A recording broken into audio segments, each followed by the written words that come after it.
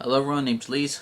This is now the part 2 of the top 100 superhero films of all time / comic book films. And again everybody, if you have not seen the previous video, I have a link down below, go click on that one. You're going to jump right to freaking 100. Then we're going to go back to 75. Technically I went over and I went to actual 75, so if you don't know who 75 was for the top superhero list, it was the Green Lantern, Ryan Reynolds. Don't need to explain, I explained in the last video, I went overboard. But let's start off with 74. 74 is none other than Dawn of Justice. I don't care if you have an extended version. I don't care if you have an extra 30 minutes of film. The film is still god-awful. Jesse Eisenberg, Lex Luthor, still awful. Creation of Doomsday, still awful. Introduction of Wonder Woman was not needed. The reason why Superman kills people in this movie? Stupid. The overall arc for a 3-hour film was stupid.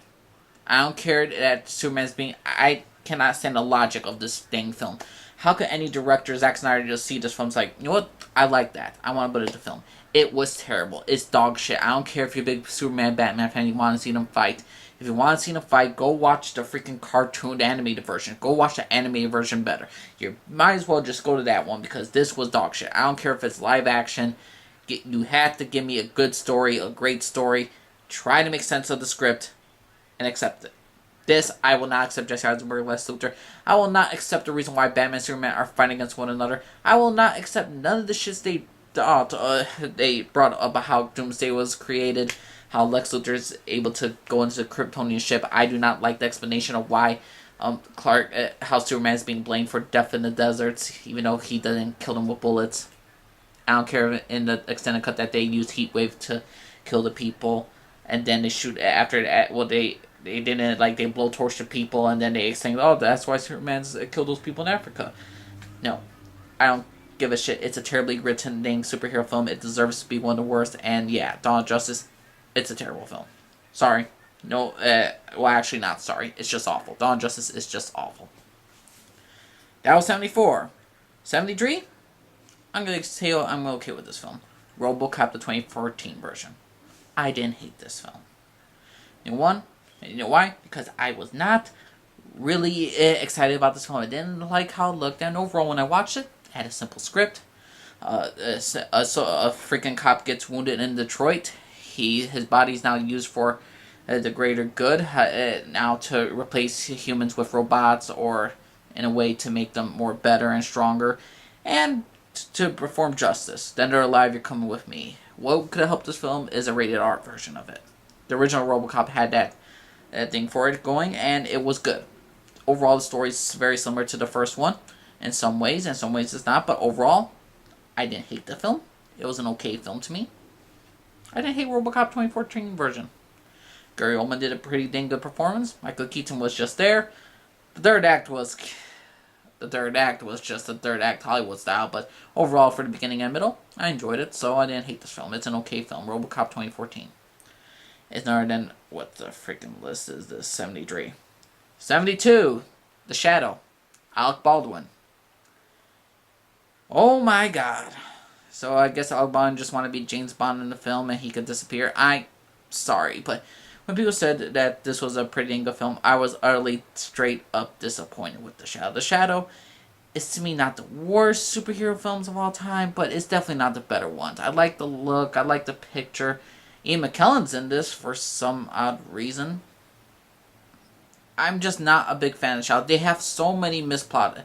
They have a lot of plot holes. They had a lot of stuff that they have little plot devices where they had like a female character, how she's able to resist the shadows, techniques or abilities. It doesn't really go into great explanation why.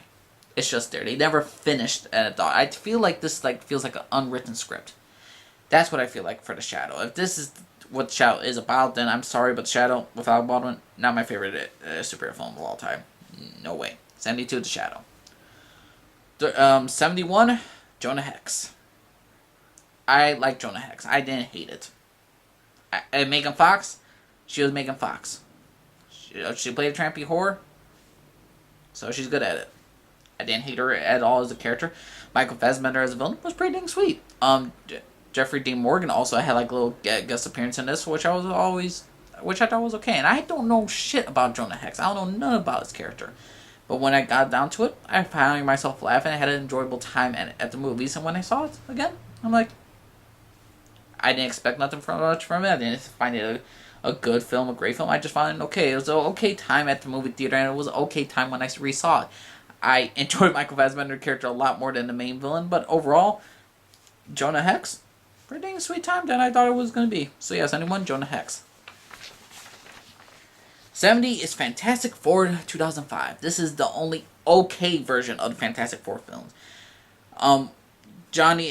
Chris Evans as Johnny Storm. Okay, I'm okay with it. I like the guy that plays Mr. Fantastic. I believe his name is Ian Grufford.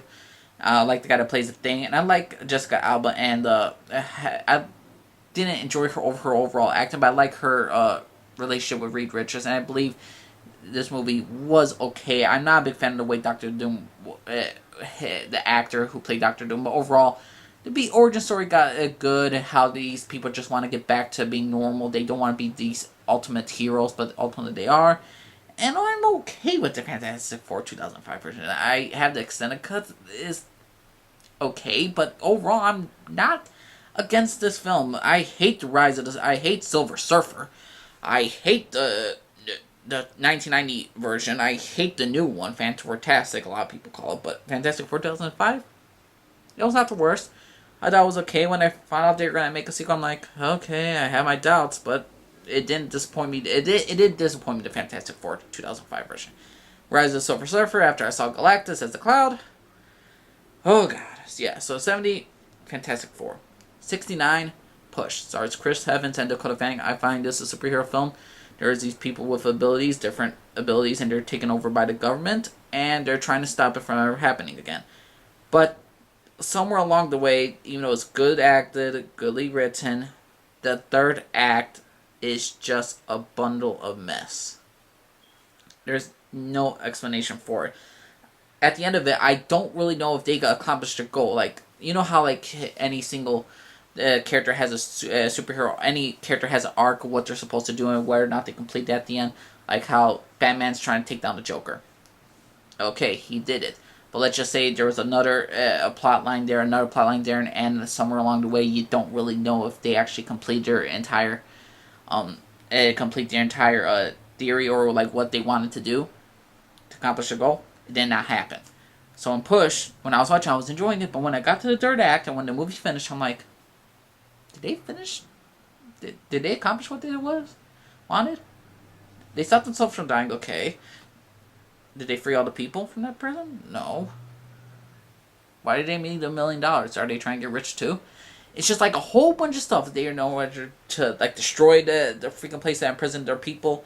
They don't know whether to get rich, to make sure that they don't die. I mean, there's a whole bunch of different scenarios and different objectives that they all have to do, and I don't know if they all complete it, because I'm completely lost what was the point of the movie. The third act completely, like, the first act they have a goal, and then the last act they're just like, there. I don't know, but Push was an okay time. I enjoyed it. I did not hate it. Overall, Push, it was a good time, even though it was a confusing time way at the end. 68, I'm going to give to Thor: The Dark World. This is my least favorite MCU movie. Thor: The Dark World, if it ain't Loki with Thor or Tom Hiddleston and Chris Hemsworth together, there's no point to this thing. I mean, Jane, played by Natalie Portman, she didn't want to be there. She didn't want to be there. She didn't need to be there. Why did Jane go to Earth? She defined an Infinity Stone, and then Asgard had to bring her there. She's just a plot device just to get Thor a romantic interest, and it suffers terribly, this film. You get an underrated villain. What's the villain's name? Malachi? I'm not even sure. A dark elf, but they don't really do much other than he wants to take over the galaxy, avenge his people. But to me, it was a waste. This film was a waste of it could have been a great time with Tom Hiddleston more and Chris Hemsworth, their banter, because the best part about the entire Thor films is those two characters together. But when they include a love interest like Natalie Portman just to beat her, there's just no point. Oh, and get what's that guy, Dr. Selvig, in his underwear for most of the film. So it was an okay time. Thor: The Dark World, 68. 67, this is a guilty pleasure film, and I don't think no one could really judge this, just had to put this on the list. It's Batman 1966. Batman 1966, you know, the wham, pow, boom, and all that stuff. You can't really judge this film. This is technically the first superhero film of all time, nearly, not including the black and white Superman films I have not yet seen, but Batman 1966. I can't really judge it as a film. It's an okay film. It's actually more of a good time because it was good for its time. That was the law of the land. Bam, pow, boom was all the stuff for Batman back then, for the animated series. And the fact that it got a film, I enjoyed it. I go back to it. But, is it a great superhero film? The question is, it's good for its time, so you really cannot judge this film. You really can't. So wherever you put this on your list, you could be this at number 1, which I doubt people would, but still. You can't really judge this film of all superhero films. But I prefer this film than all the other films put together. All the Fantastic Four films, all dark... the Dawn of Justice. I'd rather watch Batman 1966 version with the whole bam, pow, boom than this fucking crap. No, it was atrocious, those ones that came before. So yeah, Batman 1966 is this high just because I'd rather watch this film than all the other ones that came before this list. Okay, now we're on 66. The Dark Knight Rises. People love this film. People love the shit out of this film. It completed Christopher Nolan's ending. It's one of the greatest trilogies of all time. This broke the superhero curse trilogy.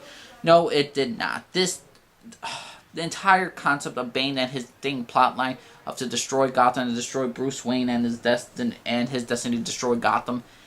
He broke Bruce Wayne. He broke the bat. He could have killed him, left him over in a prison, and then he just left them there. And Bane didn't do nothing. He didn't destroy Gotham with bombs. He didn't destroy anything. He just ruled Gotham. And when Batman finally came back, he decided to do the bomb now. And then the whole point of Batman even recuperating, his spine gets pushed back into place. He gets extra, and at the end, he does the same fight technique that he used against Bane the first time. Except this time, he's fighting for the rule of the city, and he believes more of himself. And it's just a really... What is this, Batman 1966? Is this what kind of crappy written third arc is this? What the hell? He does the same technique than in the first fight. He does the same technique, except Bane loses because his mask is vulnerable. Are you kidding me? Then he blows up the bomb. He doesn't die of radiation poisoning. He doesn't do an autopilot. And what, Joseph Gordon-Levitt's name, his character has something and then middle Robin? Are you kidding me? What kind of shit is this? Dark Knight Rises was just a cheap pandering to the fans, and like, oh, they'll never notice. Oh, we just give them a little bit of something like, oh, Robin, oh, Batman wins at the end, fight Bane. No, this to me was garbage. It's an okay film, but the way they're selling it, it's one of the greatest superhero films of all time. Dark Knight Rises will never be great to me. It's an okay film. I'm okay with it. I hated how people loved it so much. I don't understand it. 66, Dark Knight Rises. 65, X-Men Apocalypse. Apocalypse is Ivan Ooze from the Power Rangers. Apocalypse, God bless Oscar Isaac. I love him as an actor, but they ruined him. They absolutely ruined him. Apocalypse could have destroyed all the freaking mutants. His 4 horsemen basically made him get less than 10 minutes of screen time. Less than 10 minutes of actual words. Storm said like 20 words. The most. To build up the new X-Men with Storm. There's Angel. Nightcrawler's there for comedic stuff. Jean Grey and Cyclops got the most screen time out of the new generation, but overall, what the freaking hell? I honestly believe Jubilee had more lines than Storm. I just could not believe it. Magneto's the bad guy again. Was surprised. Quicksilver, their version of Fox's Quicksilver. Fox's Quicksilver with Peter Maximoff instead of Pietro Maximoff, the comic thing. What the hell? I love Evan Peters.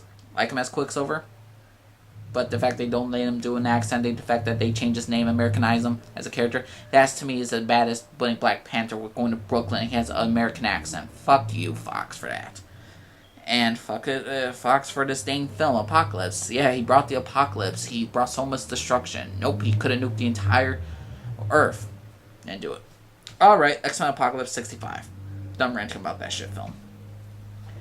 64. Well, it's not a shit film. I'm okay with it now. It's just overrated as hell. 64. X-Men The Last Stand. I prefer X-Men The Last Stand now. I really do. The Cure storyline, not a big fan of, but overall, Jean Grey, the Phoenix Force, even though not a big fan of it, I liked the actress that played Jean Grey. I liked how she had like dual personality, that she's completely enveloped into this new person, this new entity. I love the death of certain characters and certain characters I cannot stand. But overall, freaking X-Men The Last Stand, I enjoyed Beast, Kelsey Grammer's Beast. That was a plus. I like the final fight scenes. I overall enjoyed actually a good portion of this film. Is just certain characters and how they died pissed me the hell off. Certain introduction of characters such as Angel and Juggernaut was stupid. Relationship romance with Shadowcat, Rogue, and Iceman was stupid. A lot of screen time went to a lot of this stupid shit. And Mystique being cured at the end. No. A lot of mistakes they could have fixed, but X-Men Last Stand is 64 on my list. 63. The Punisher. The Punisher with Thomas Jane. Actually okay with this film. I like Thomas Jane as the Punisher. John Travolta could have been a better villain, but he did an okay job. It's an okay storyline, or somewhere along the way, it just fell flat to me. We all knew what it was going to be. His family was murdered. He's going to get revenge. He's going to kill the guys. And that's it. I knew from beginning to end what was the story. Even not knowing about what Punisher was. Overall, it was an okay story, okay plot. It's an okay film. They didn't do something overboard. They didn't do something like totally freaking amazing. There are some really dang funny moments. But overall, Punisher, actually I had a good time with this film. So yeah, The Punisher, 63. 62, Kick-Ass 2. Kick-Ass 2, How You Fall from Grace. Hit Girl is now technically likes Kick-Ass. Aaron Taylor Johnson, the character, but yeah, I believe that's his name. But Kick-Ass, he's grown up. He breaks up with his girlfriend real freaking quick. He starts a new superhero thing, and Jim Carrey is great in this film, but he sadly regrets being a part of this film. The motherfucker is the villain. He's great. He has Mother Rush on his team. I had a fun time. I had a lot of laughs during this film. But not as great as the original Kick-Ass. Not the great as the storyline. Not the great as script. And sometimes it just went over the top. But Kick-Ass 2, I enjoyed it. 62. 61 is Condor Man. If you don't know what Condor Man is, let's just say what Condor Man is. Just real quick. Condor Man is a 1981 film. It's a guy who makes comic strips for the newspapers, and he creates his own character, and he has his buddy in the CIA that tells him, okay, could you just deliver this to this one section, and all of a sudden, people think he's a great agent. So he's Condor Man. It's a corny old film, and a lot of people are going to find this atrocious, but I actually enjoyed the film a lot more than the other one previous before this. Condor Man was actually a feel-good time to me. The 1981 version, yes, it's campy, yes, it's corny, but I didn't hate it. So yeah, Condor Man, 61. 60, I'm going to give to Jumper. I enjoyed Jumper. This was Hayden Christensen's movie. Yes, Hayden Christensen, the guy from Star Wars. I actually enjoyed him in this film. He had Jumpers are people that teleport all around the world, and they're being hunted down by a different organization of people. And what Jumper and Hayden Christensen, it's actually a pretty dang interesting. Well, he's not an interesting character. I just feel bad for his dang character. He has to constantly move out through all the times. I love his co-star Jamie Bell. I enjoyed him tremendously in this film. I loved him as Griffin. Thought he should have been the dang star of this film instead of Hayden Christensen. But overall, good love story. Samuel Jackson's in this. Great time as a villain. Jumper, a lot of fun time. Could have been a lot better. Could have been better actor than Hayden Christensen. But overall, Jumper, 60. 59, Suicide Squad. Yes, I know every single fangirl now loves Suicide Squad because of Harley Quinn and the Joker. To me, the studio just really brought this down. The studio. I mean, I feel bad for if it's true that the director only had like 6 weeks or like a month to write the script, then I can't really blame him. For what he gave us was pretty good. I love the beginning. I love the beginning of all the prisoners. I love Amanda Walker. How she tells all the people on the Suicide Squad, Harley Quinn, Deadshot, Diablo, and Katana, and so many other characters. I actually enjoyed. but I knew what this film was gonna be at the most part. It's just gonna introduce new villains, and it's just gonna make us laugh a lot. The Enchantress, the villain, I actually enjoyed her character. Then the third act, she just was terrible. Third act is mind-blowingly dumb, in my personal opinion, and a lot of characters that should have been dead should have died. Not a fan of Killer Croc in this dang film at all. I mean, they really went for racial stereotypes in this dang film. But Suicide Squad gets points just because the script was apparently made only in less than a month. And for the first act and second act, first act was the best. And the second act goes a little over, and then this entire problem with this entire film is the studio. Studio brought an extended cut, which is like 10 minutes or 15 minutes extra of film, and it's not really that great. I mean, it's little scenes that could have been added for the theatrical cut, and you could tell this movie was scripted off. They cut stuff here, they cut stuff here, they cut stuff there, and yeah. Suicide Squad, I don't care if you get the extended edition, it's the same film as the theatrical cut. So Suicide Squad, I enjoyed it. It was a good time. I'm just not the biggest fan of where this film went up. But 59, Suicide Squad. 57 and 58, I'm giving to Judge Dredd, both films. The one with Sylvester Stallone and the one with Carl Urban. Those two films are pretty dang good. What's Judge Dredd? He's the law. In a post-apocalyptic world, there's only the judges that are the laws. They're cops with freaking big-ass freaking guns that could do almost anything, and they are the law.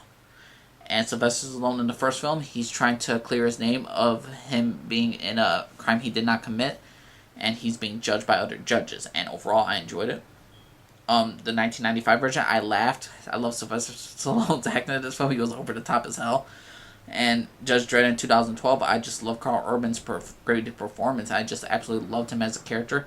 The actress that plays Cersei Lannister from Game of Thrones is in this film. So yeah, Judge Dredd for 57-58. 2012 version and the 1995 version, 57-58. So I love them both the same. It's an okay films to me. 56, I'm going to give to Thor, the original Thor film. The first act was great. Thor was a cocky prick. Loki was his brother, and the third act just failed. Thor is banished from Asgard for nearly starting a freaking war. And then he goes to Earth, and his lesson that he learned was he drank a whole bunch of alcohol with a whole bunch of guys, and then he talked about the stars with a pretty woman. Basically, the same stuff he did in Asgard, he did on Earth.